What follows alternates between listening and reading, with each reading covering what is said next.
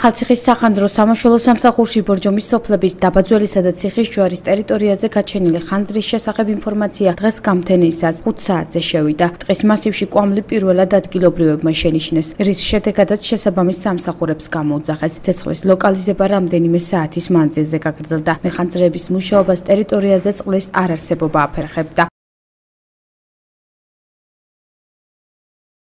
შემოვიდა შეტყობინება საქართველოს საგანგებო სიტუაციის სააგენტოდან, მასეთ რომ ბორჯომის რაიონის სოფელ ციხის ჯვარში მიმდებარე ტერიტორიაზე ტყის მასივს ეკიდა ცეცხლი. ჩატარდა ერთობლივი სამაშველო სამუშაოები, რის შედეგადაც ხანძარი ლოკალიზებულია და იმედია რომ ალბათ ლიკვიდირებული იქნება ცოტა ხანში.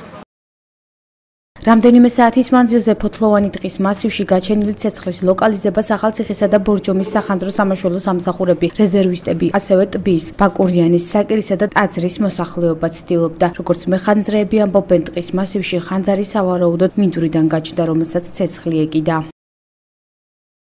მთლიანი შემადგენლობა იქნა მობილიზებული, მოწვეული იქნა ახალციხის სამხარო საგანგებო სიტუაციების სამაშველო რაზმი. ველოდებით ინფორმაციას დღის ბოლომდე ვეცოდინება რა სიტუაცია არის იგი. გარდა ბორჯომისა დღეს ცეცხლი ახალციხის მუნიციპალიტეტის სოფელ ურავლის ტერიტორიაზე მდებარე ტყის მასივსაც გაუჩნდა, რომლის შესახებ ინფორმაცია ახალციხის სახანძრო სამაშველო სამსახურში 14 საათზე შევიდა. თანამშრომლები ამბობენ, რომ ადგილზე მისულებს ტყის 50 მეასედამდე ფართობით დამწვარი დახვდათ. ზაზა ნათენაძის თქმით, ახალციხის მუნიციპალიტეტის სახანძრო რაზმმა ცეცხლის ლიკვიდირება მალევე მოახერხა.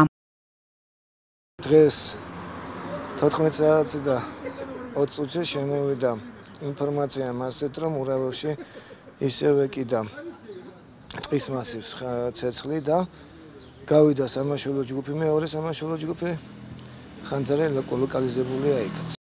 ისევე როგორც სოფელ ურავლის ტერიტორიაზე ბორჯომშიც ხანძრის გამოწვევის მიზეზები ამ დრომდე დაუდგენელია. ადგილზე ექსპერტები მუშაობენ და პასუხი რამდენიმე დღეში გახდება ცნობილი. როგორც რეგიონის სატყეო სამმართველოში ამბობენ, ამ დრომდე ცეცხლი სრულად ლიკვიდირებული არ არის.